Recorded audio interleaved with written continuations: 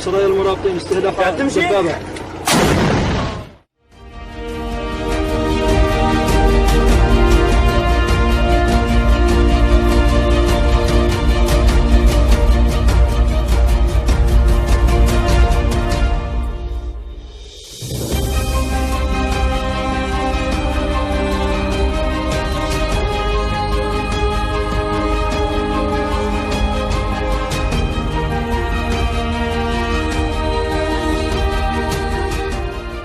A government watchdog group is accusing officials in the Kenya Medical Supplies Agency of embezzling some $2 billion in aid meant to help Kenya combat COVID-19. These are some of the PPE kits she supplied. Dr. Godwin Agutu, CEO of the Network Action Against Corruption, an organization sanctioned by the government to promote fiscal accountability, raised the accusations against KEMSA, a government agency mandated to supply medical equipment and medicine to the Ministry of Health.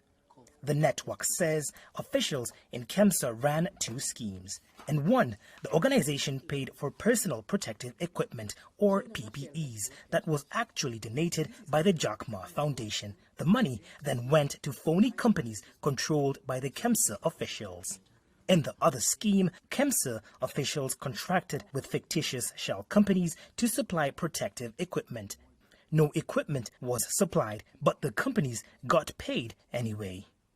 Speaking to VOA, Dr. Agutu said the officials also planned to resell PPEs on the black market. The PPE kits consist of a number of items.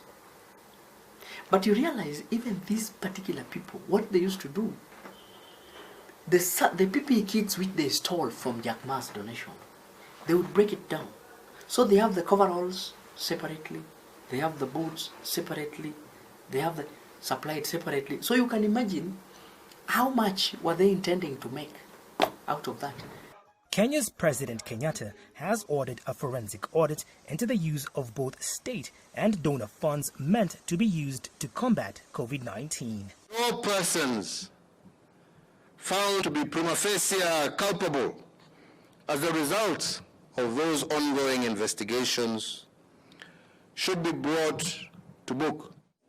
International bodies like the International Monetary Fund and the World Bank have channeled about $2 billion in funds to help the country fight COVID.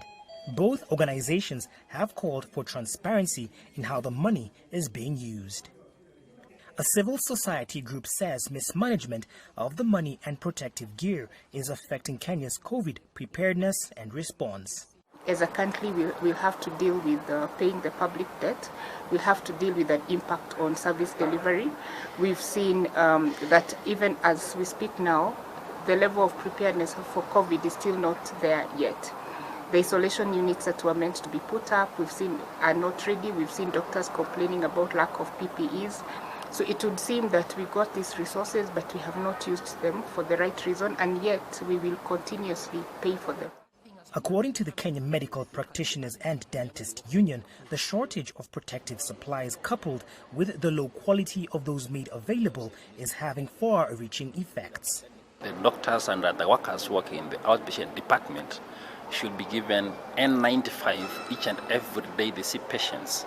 Due to lack of enough and quality PPEs has led to more than almost 1,000 healthcare workers being infected with the coronavirus.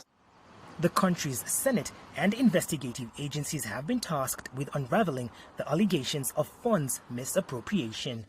Meanwhile, Kenya's health ministry has recorded more than 36,000 confirmed cases of COVID-19. Lenny Ruvaga for VOA News, Nairobi, Kenya.